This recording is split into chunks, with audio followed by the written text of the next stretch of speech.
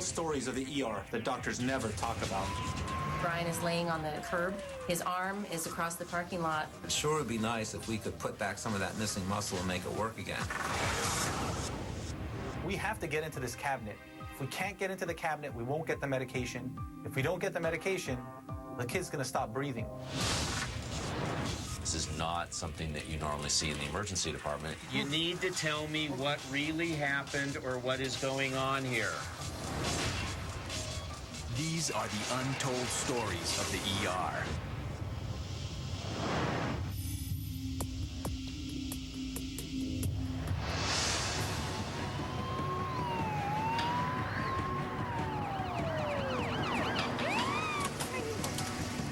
Seven-year-old Brian Bogert lies helpless after being hit by a truck. We're walking to our car. Brian is at the door, behind the driver's door, when all of a sudden a truck slams into the front of my car, and I look down, it's over. Brian is laying on the curb, and his arm is across the parking lot, and he's in and out of consciousness. So here, I'm holding him in the parking lot, and a woman comes over and says, I'm a nurse. I have the arms on ice. Is there anything? Okay, great. Thank you. Thank you. That's great. Thank you. and I'm trying to breathe, just to make sure that I'm not going to scare him, because I'm really concerned that I'm going to scare him and make him think that he's dying.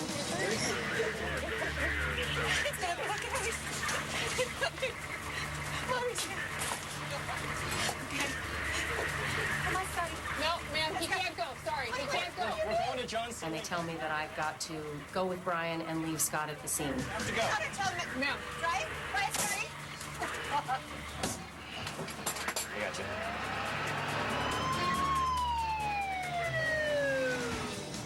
At John C. Lincoln Memorial Hospital, a routine day in the ER for Dr. Nelson Fox and nurse Donna Manji takes a sudden turn. John C. Lincoln, this is Rescue 83.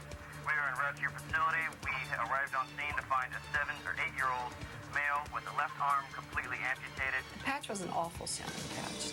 You could see the anxiety on everybody's face. You never want a pediatric patient to begin with, and you really don't want a pediatric patient that's had an amputation done. We were unable to attain blood pressure. His heart rate is 150, 12. A child always seems to have a special impact in an emergency department. It relates so empathetically to children because, you know, I have my own children, and so it makes a big impact. Let's get ready. What's happening? Is he breathing? He is breathing, ma'am, but it's not very deep. As paramedics try to stabilize Brian, Carrie Bogert fears he won't survive the ride. I'm in absolute panic. Is he alive?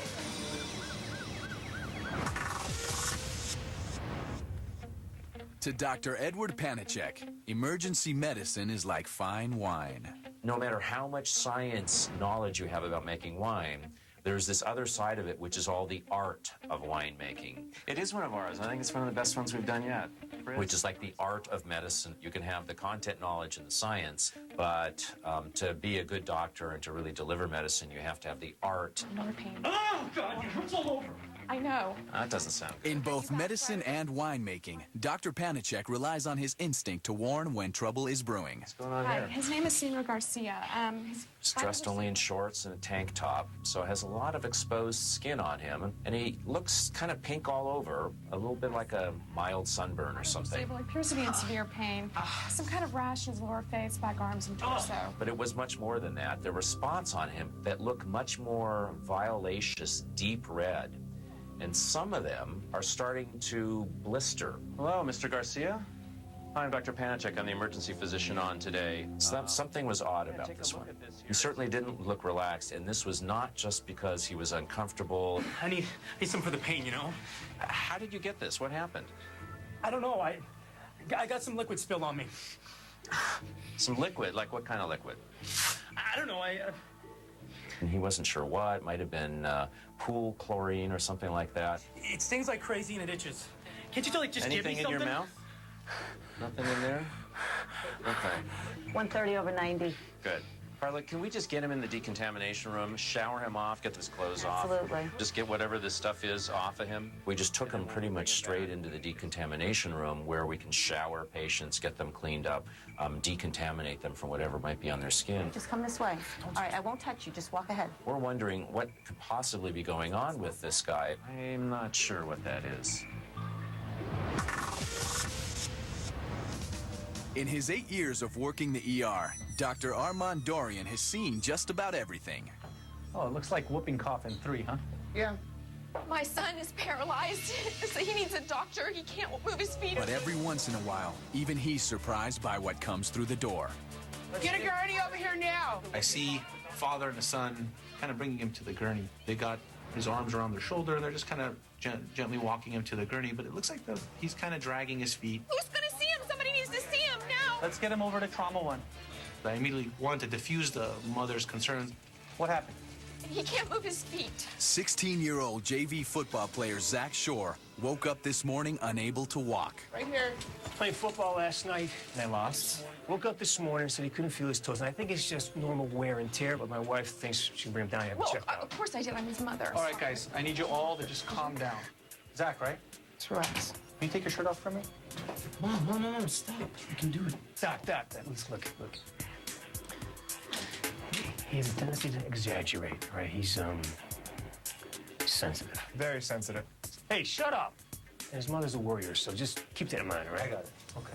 There definitely was a dynamic of disbelief from the father and the older brother's side. Zach, can you tell me what you feel?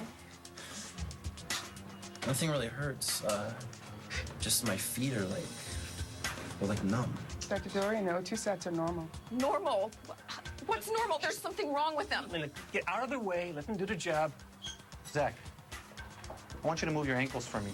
The key for me at that point is to kind of block out everybody. You zoom them out. You close your ears and channel it directly to the patient and start there. How about your toes?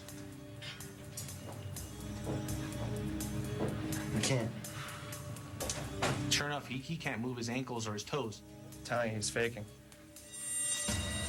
Can you feel me touching you here? No. Oh, jeez, we're gonna be here all night. Do me a favor, why don't you lay back? I want you to close your eyes. Which foot am I touching? I don't know. It doesn't feel like you're touching my feet at all. All right, we're gonna try something else. So then I kind of resort to this test that we do, which is kind of painful. Zach, this is gonna hurt. You take a pen and you put it at the base of the nail and you actually squeeze it pretty hard. There's no faking this. I mean, to be able to fake that type of pain, you have to be some type of Zen Buddha where you can tolerate any type of discomfort. But I squeeze pretty hard, no reaction. As soon as that happens, I'm in a completely different mode. Gail, when you get an MRI stat, I know something is happening and I'm worried. What is happening? I need some blood work. I need a CBC, a Chem 20, an ESR, and a post-void residual now. I can't take this. Right at that point, everything I had heard from everybody else doesn't mean anything to me. I know there's an acute emergency happening right now, and I gotta act fast. And just relax. You want to take you downstairs, okay?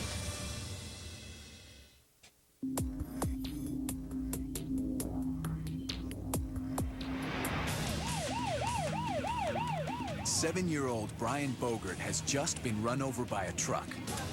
His mother, Carrie, witnessed the accident and watched in horror as her son's left arm was torn from his body. John C. Lincoln, this is Rescue 83.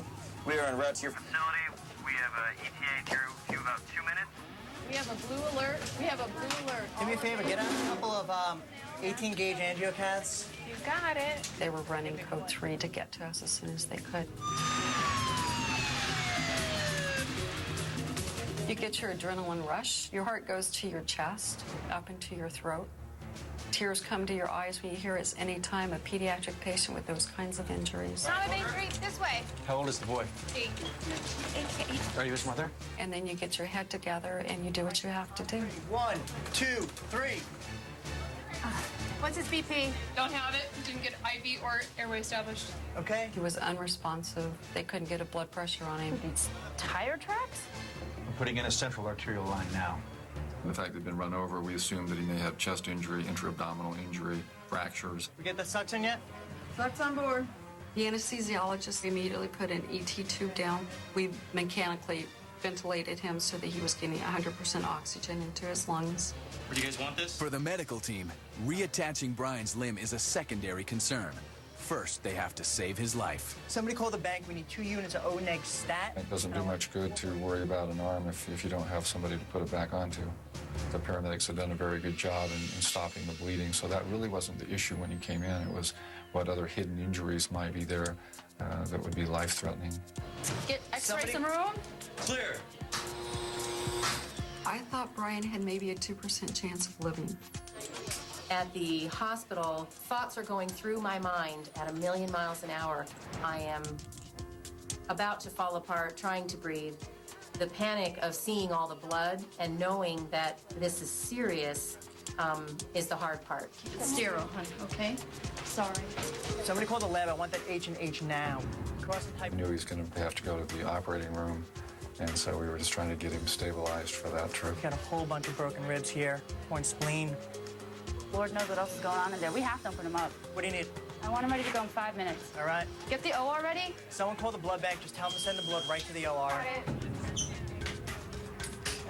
In the waiting room, Carrie Bogert frantically tries to find some support. I'm leaving telephone messages. Kevin, if you get this. I have nobody with me. I have no family. I have no friends. And I'm sitting in a waiting room completely alone. When I think of them cutting him open, that was kind of a panic feeling. I need somebody. Children aren't supposed to die. Go. Someone grab the arm. Somebody who's 90 years old, well, I mean, that's the natural course of things. Yeah, I'll tag on the CMP, PT, PTT. Children don't die. They're not supposed to. I'll do Did it. you have a diastolic now? 16-year-old Zack Shore can't move his feet. Dr. Armand Dorian orders a battery of tests to help him figure out why. You guys just did an MRI of a patient of mine, Zack Shore. Yeah, I really need those results as soon as possible. Thanks. Maybe a spinal injury, maybe he herniated his disc. Maybe he has what's called ascending paralysis, which is Guillain-Barré syndrome. It's a rare syndrome that you get, which develops after you have the flu. Guillain-Barré is a sudden immune disorder that attacks the body's nerves. Typically, paralysis starts at the feet and works its way up. Dr. Dorian. You need to get in here right now. It's gotten worse. It's in his legs now. As the paralysis progresses from the feet to the legs to the arms, it also affects the diaphragm, and that's how you breathe. If it paralyzes your diaphragm, you will basically stop breathing, suffocate, and die. Zach, you feel my hands? Come on, Zach, nothing? Is it bad? Now I'm in disbelief because even Guillain-Barré doesn't move this fast. Guillain-Barré takes days to actually progress. How about here? Again, I kind of don't believe him. I go up to his thighs and I start pinching him really hard, and he can't feel, he can't move. What is it? What's happening to him? I don't have an answer right now. I'm gonna step outside to get a second opinion. Just give me a second. This might be Guillain-Barré, which is ascending paralysis, but this is the fastest I've ever seen. Hey, Rob. Yeah. Sorry to bother you. No, what's up? I got a case that I need your help on. He's in bed 4. Can I see him? Yeah, sure. Thanks. Dr. Dorian, I have radiology on line 2. Let me take this call. I'll take a look. I'll meet up with you. Dr. Dorian. Excuse me. Help! Help us, Pardon me. please. You have to help. It's moving up to his waist. I gotta go. Someone grab the arm. 7-year-old Brian Bogert is on his way to the operating room. Clear the way. Coming through. After a horrific accident, he is bleeding in his abdomen. His left arm has been ripped away. I thought this young man was probably going to die in OR. You know you've done the best that you possibly can, and you hope and you pray that that's going to sustain them and they'll be okay. As the first priority, the doctors will perform a splenectomy. They hope to repair a tear in Brian's spleen, which is causing most of the internal bleeding. All right, here we go. Great, let's get some suction. In the waiting room, Brian's mother, Carrie, waits for any news on her son's condition. Daddy. She's been completely alone since arriving at the hospital. The minute I see my father, I completely fall to pieces. And he hugged me and said, I'm here. What do we need to do? His brother came to see him. It was probably another 30 minutes or so until Kevin arrived. Carrie, what happened? The police wouldn't tell me anything. What's happening? What's going on? I don't know. And she told me that it was Brian, that he had been run over, and that his left arm was torn off. It's gotta be okay. Lap. In the operating room, the fight to save Brian's life continues. Well, the liver looks good. Clamp. I think we're just looking at a splenic lac. That's great news. Suction. But the fight to save Brian's arm hasn't even begun. Do you have a vascular surgeon available? Are you sure you have new surgeons available? All right. Thank you. I started calling fairly early to see who was available, and there just weren't a whole lot of centers doing reimplantations here in Phoenix. Okay. All right. Thank you. Thank you. Thank you. All right, this looks great. I think we're all done here. Cut. Excellent. Good job, Doctor. Great job, everyone. Thank you so much. Having repaired Brian's life-threatening injuries, Do we have anyone lined up yet for the arm? Yeah, I have a call into Phoenix. Dr. Fox and the team begin preparing the arm in the hopes that a surgeon can be found to reattach it. We found somebody. Call the helipad, have him prepped for transport. You good here? I am. I'm almost done. I can take it from here. All right, I'll tell the family. Great. Brian? How is he? Okay. We've stopped the bleeding, and the surgeon was able to repair his splenic, the tear in his spleen. Oh, thank God. So the panic of losing him is now done, but How about his arm? The good news is it was fairly well preserved, and we found a surgeon to take him in at Phoenix Hospital for Children. we are now told that we have to go to another hospital to do the replant. Come on. They're getting ready to wheel him out. Wait, hold up. Oh, my God. Son, why did this have to happen to you? Why couldn't it have been me? They really need to go. It wasn't fair. 7 years old. He hadn't even lived his life yet. Dr. Edward Panicek is trying to unravel a mystery. Honey, can we go ahead and get him on the monitor? His patient, Samuel Garcia, has an unusual rash all over his body. Oxygen saturation is also.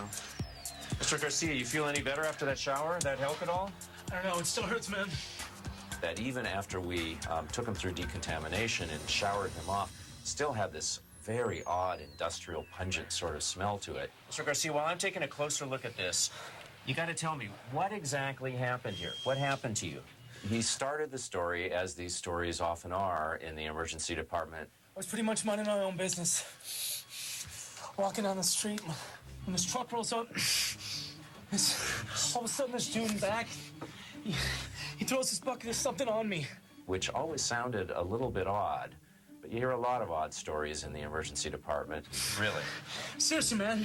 Like a bucket of what? But as we're getting the history from him, the skin rash was actually getting worse in front of our eyes. You just relax, take some long, slow, deep breaths. I know it's itching, I know it hurts. We're going to get some medication for you, but you just try to relax here right now.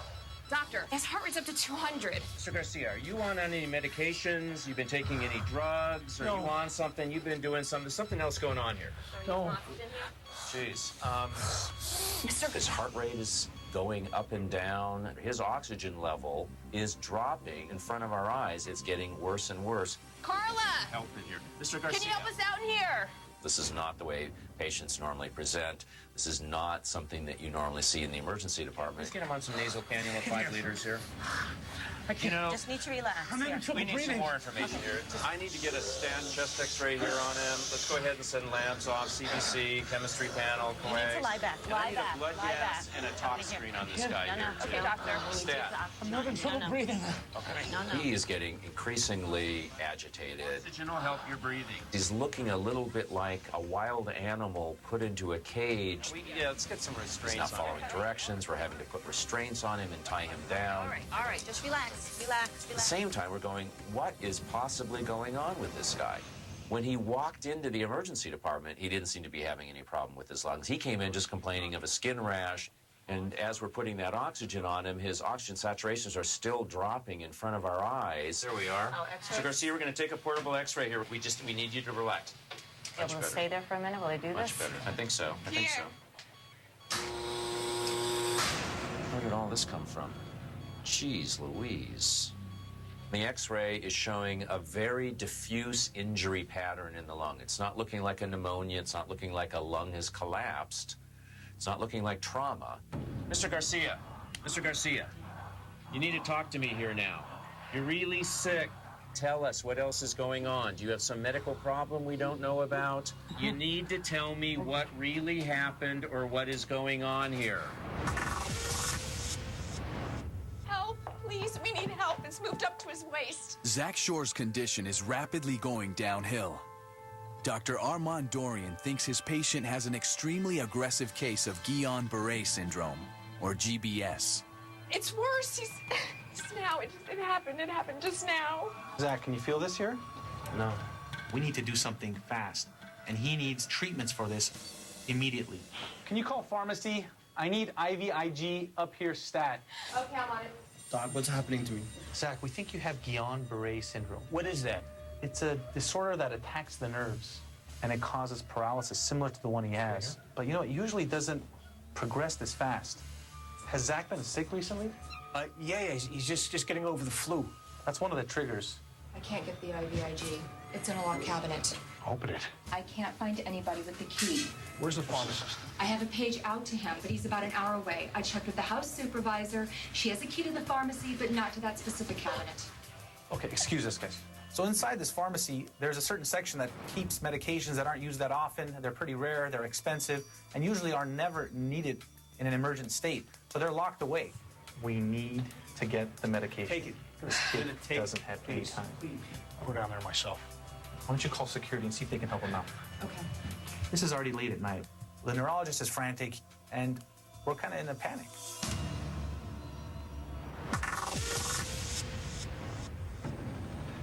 They really need to go. 7-year-old Brian Bogert is about to be airlifted to Phoenix Children's Hospital. His arm was ripped off by an out-of-control driver. Let me get you guys directions to Children's Hospital. But the emergency room he was brought to doesn't have the resources to reattach it.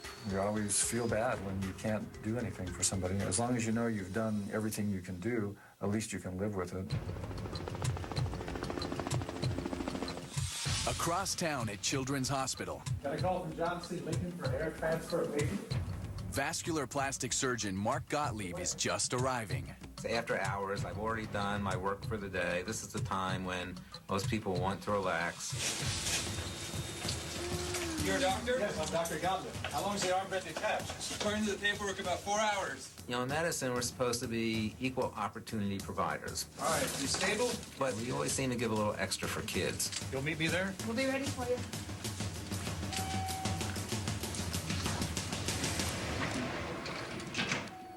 Later that evening, Brian's parents, Carrie and Kevin, arrive from John C. Lincoln Hospital. Or Mr. and Mrs. Bogart. By the time we get to the last hospital, it's midnight. Kevin and I are just on pins and needles trying to find out what's going to happen. Mr. and Mrs. Bogart? Yes, I'm Kevin. This is my wife, Keren. It's nice to meet you. Dr. Gottlieb told us that if he goes into the operating theater and comes out right away, then You'll know that there wasn't anything I could do. We understand. So, unless you have any questions. Everybody was scared. Imagine for yourself what would happen if you or your family got into the situation. Whatever state of mind you're in, it's not a good one. What if we see him soon?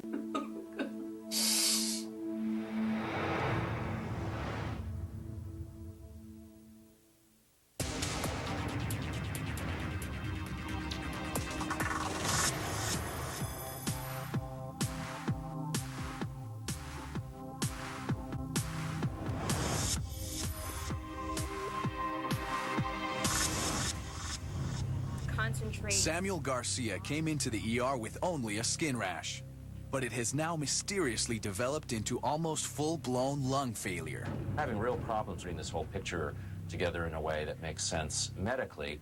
Someone who's otherwise young and healthy comes in with something splashed on his skin, giving him a skin rash, now all of a sudden is developing breathing problems. Oxygen saturations, we doing any better here? No doctor, no change. Not at all. Is that the highest? Blood pressure is so high, we're giving him medication to drop it. His BP is down to 100/70. 100/70 now? And it's getting too low. We're trying to discontinue this medication. Fatal all drip. Let's stop that. This is not something that you normally see in the emergency department. It's not making sense. It's not following the textbooks. It's getting worse and worse. It's getting worse. Yeah, it is. It is. We're going to have to do something here. You know, And at a certain point, you have to bite the bullet. we're going to have to go ahead and set up for intubation. So we give him medications to paralyze him and then go ahead and get him on a mechanical ventilator and try to get enough oxygen into his system, into his blood, to be able to support the rest of his body. Okay, it's good. We'll need a chest X-ray on him and a blood gas. Call respiratory. Let's get him on the ventilator. And I want him on 10 of PEEP also. Dr. Panachek, yes. apparently there's some people in the hall that claim to be friends of Mr. Garcia. Friends of his. I'm thinking, thank goodness, someone who can perhaps give us some additional information. Thanks. Hi, I'm Dr. Panachek. I'm the emergency physician on taking care of Sammy Garcia. So a lot of people do not feel comfortable in hospitals at all. They seemed a little bit more anxious than the usual. Sammy, is he okay? He's not okay, actually. He's very ill. His condition's just been getting worse and worse and worse. But maybe you can help him out here. What about this spill, this chemical thing that happened to him? We weren't there when it happened. Really? Sammy just called us up and asked to be brought to the hospital. And So I'm trying to get more information from them. Just told us to drop him off. Really? Yeah. And they weren't very forthcoming about it. So you don't know anything about that? Okay. Dr. Panachek? Yes. That was us. I had gotten this tox screen back that showed that there were stimulants in his system. Oh, that's interesting. And in that area, at that time, most stimulants were methamphetamine. Got it. Thank you. Thank you. So what's the deal with the methamphetamines? We don't know. Dude. No, we don't know anything. Dude, he already knows. That doesn't matter. We don't know. Guys, look. This is very serious for Sammy. I made it very clear to them that if we don't get additional I information, mean, he could die from this. If there's anything you know of, anything whatsoever to help us out here with this, we need to know that. Anything. Anything at all.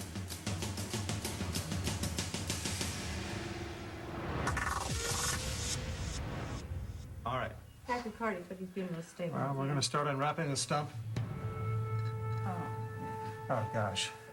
Vascular plastic surgeon Dr. Mark Gottlieb begins the uncertain task of reattaching 7-year-old Brian Bogert's severed arm. Microscope. You don't wave our magic wand and poof, the thing is back on. Putting something on that's been amputated has a lot of biological challenges. It has a lot of technical challenges. That's good exposure of the axillary artery. As a surgeon, you have to be a good mechanic. You have to know how to handle your tools. And if you don't put the parts back together right, things won't work. All right. Okay, bring me another wire, please. Yes, sir. Thank you.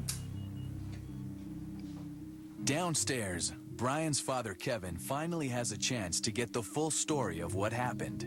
I just needed a 1-inch paintbrush. And they were there at that shopping center getting me that 1-inch paintbrush.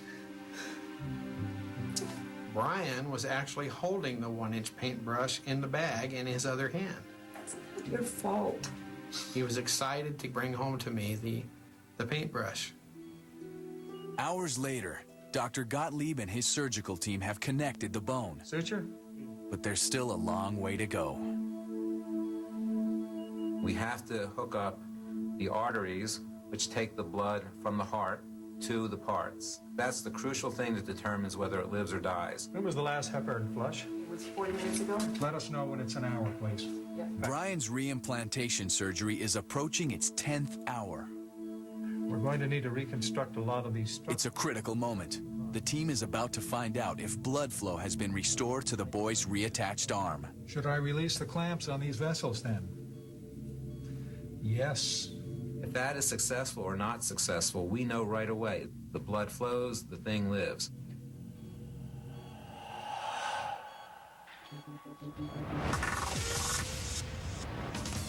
Dr. Armand Dorian's 16-year-old patient is dying in front of his eyes. He's not going to get enough oxygen, and he's going to basically die. The only medication capable of helping Zack Shore is in a cabinet under lock and key. You know what a light switch is? No idea. come on, come on. There it is. Got the key? I'm just a day guy. The security guard's taken out his whole ring of keys. Him and the neurologist, they're both going through all the keys trying to open the cabinet, and none of them are working. We have to get into this cabinet. If we can't get into the cabinet, we won't get the medication. If we don't get the medication, the kid's gonna stop breathing. Okay, stand back.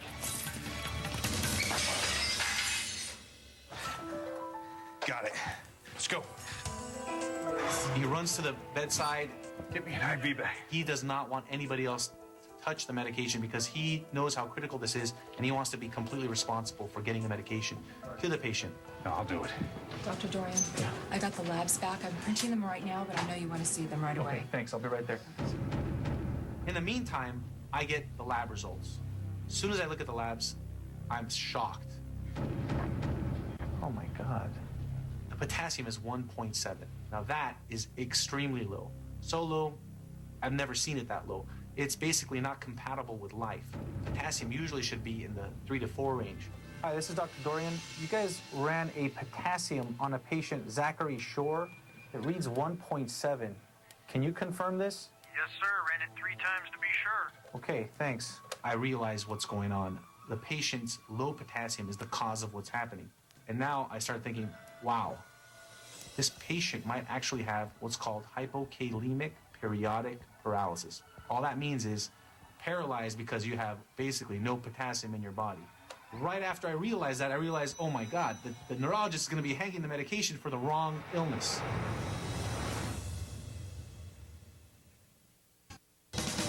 Dr. Armand Dorian has just made a frightening discovery. His patient is about to be treated for the wrong illness. Stop, stop. So I rush over to him and I'm basically yelling, stop, don't do anything. He doesn't have Guillain-Barré syndrome. We just got Zach's lab results. I show him the potassium. He sees it, his eyes light up. 1.7. It's impossible. They ran it 3 times. Hypokalemic periodic paralysis. What is that? Potassium deficiency. My God, I've never seen a case like this in my life. We're gonna need some potassium. Okay. We obviously stop that medication and we do a complete U-turn on what we have to do. This young gentleman now needs potassium. We need a central line. We have to actually put in a central line, which is basically a large bore catheter that goes into one of their large veins. And we're going to be able to give the potassium through there. But the good news is we have the medication right here. It's the bad news. There are serious risks. Problem with potassium is it's actually also a deadly agent. People who are basically on death row are given potassium to actually kill them. Well, the medication could save his life. But it could also stop his heart. You mean this could kill him? Yes. So we need to be able to give that exactly at the right rate. Now, we want to give it as fast as we can, but the problem is we can't give it too fast because we can possibly kill him. The problem is if we don't give it fast enough, the paralysis will keep progressing to his diaphragm and he'll stop breathing. So now we're in this kind of immediate zone where either way we can be doomed. Should I release the clamps on these vessels then? Yes. Dr. Mark Gottlieb and his surgical team are ready to see if their attempt to reattach 7-year-old Brian Bogert's arm is a success. We have a blood flow. This is perfusing very nicely, Dr. Gottlieb. Nice job. Let's finish up here and get him in for a recovery. A good result doesn't happen overnight. The law is don't thank me till it's over. In a case like Brian's, you don't know when good news might turn into bad news any time along the way. Mr. and Mrs. Bogert? Carrie and Kevin Bogert listen as Dr. Gottlieb briefs them on the results of Brian's night-long surgery. We're sitting in the waiting room for all evening, 10 hours, 11 hours. We were, as it turns out, able to salvage your son's arm. Dr. Gottlieb told us that they were able to reattach. Now wait, that doesn't mean that his body will accept the operation. There's still the possibility of rejection. It's going to take 7 to 10 days before we know whether this is going to work or not. It's not an overnight instant thing that we just sew it up and the next morning they're okay. Can we see him? He's pretty beaten up. And if you're prepared for that, I can take you up to his recovery room.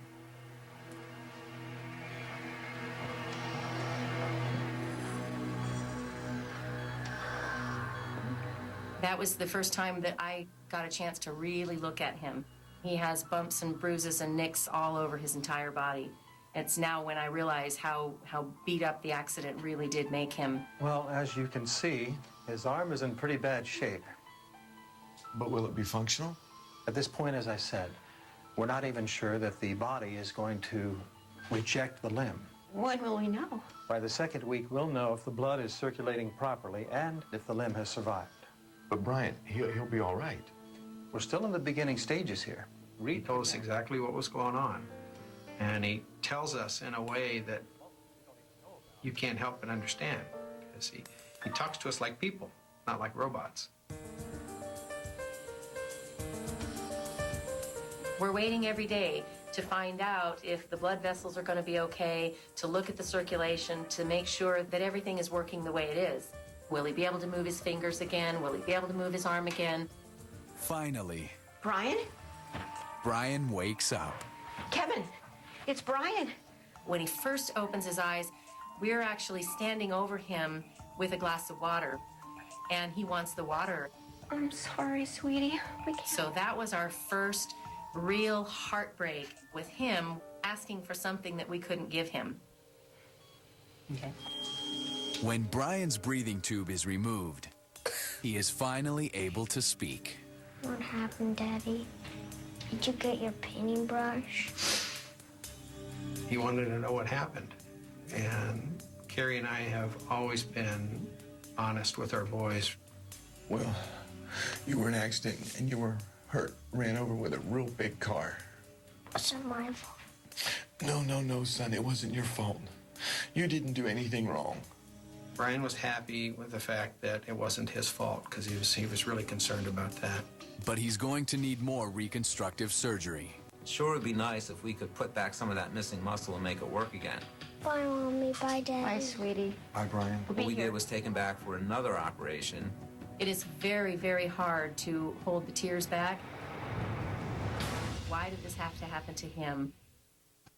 Dr. Panicek's patient came in with just a skin rash and a story that was questionable at best. He has now deteriorated to the point that he's unable to breathe on his own. Anything whatsoever to help us out here with this. The patient's friends may know what's killing him. Anything. But they aren't talking. At all. I mean, do you want him to die because you're not telling us information? You're not going to tell anyone, right? Like cops? Look, we're not the cops. We're just the medical personnel trying to do the best job we can to care for him. That's all we care about is taking care of your friend the best way we can. Listen, Sammy would be pissed if he knew we told you this, but if it's going to save his life. Everyone around these parts knows Sammy. Well, anyone that uses anyway. The story that came out was he was a famous methamphetamine cook, the person who actually cooks this illicit drug, crank methamphetamine. Sammy was in his lab cooking up meth, and everything exploded. He was in a meth lab that exploded? Really? Everything is now making sense. The explosion that splattered all these toxic chemicals on his skin, giving him the skin rash and that burning sensation with that. He was cooking up a batch when one of the chemicals caught on fire. He also had the smoke inhalation and had carbon monoxide poisoning in his system. It went on the walls, the ceiling, and all over him. He also had inhaled toxins into his lung. Usually that effect of damaging the lungs evolves over a period of hours, and indeed, that's exactly what we were seeing in him. Anything else? Okay. I think you guys did the right thing. This is going to help us treat him better. This is starting to put a lot of the pieces together for us now. You guys might want to go out to the waiting room. It's going to be a little while and have a rest, but we'll try to keep you posted, okay?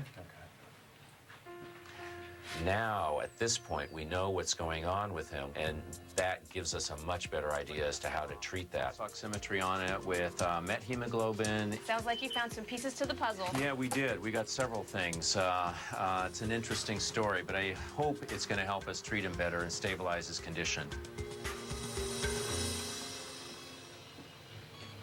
He did slowly get better. They were able to wean him back off the strong drip medications and the ventilator, and eventually he got back off to breathing on his own, and eventually, many days later, made it back out of the hospital. Hopefully, not to go back and cook things in that lab or kitchen. I mean, I hope he learned his lesson on this one, but you never really know. Dr. Armand Dorian faces a potentially deadly dilemma. You know, the potassium's our only chance. I don't mean to rush you, but we need a decision now. The only medication that can cure 16-year-old Zack Shore is potassium. But it's also a lethal agent. Have you done this before? No. If we give it too fast, we might kill him. If we give it too slow, the paralysis will progress to his diaphragm and he'll stop breathing. Dad, it's okay. Do it, Dad. Okay, what do I need to sign? Obviously, the family's willing for me to do anything at this point. We're ready. Let's hang it. We start giving the potassium. I better go. Oh, I can't watch this. Okay. Can you feel me here? Come on, Zack. Yeah. Can you move your arm? As soon as we started giving him potassium, right before our eyes, he started moving his fingers, he started moving his arms, and his breathing somewhat stabilized. Attaboy. Attaboy. As soon as they saw him moving his fingers, they knew we're on the right track. I knew we were on the right track. So he's gonna be okay, huh? Yeah, he's gonna be all right. The good news is it wasn't Guillain-Barré, it wasn't a spinal cord process, which he would never recover from. You know, he has this extremely rare disorder where he loses potassium. But nothing like this ever happened to either of us. You know, that's often the case. There's no way of knowing until it happens. Him playing sports and then having the flu was kind of like a double whammy. So, Brian, take it easy on him next time, huh? Yeah, right. Can you tell him to do my homework, too? The joy on the mom and the dad's and the brother's face was, I mean, you can't explain it. Thanks, Doc. You're welcome. Doc, thank you so much. It's just doing my job. He needs to take supplemental potassium tablets, but basically he's gonna be a normal person. Something that I'll never forget.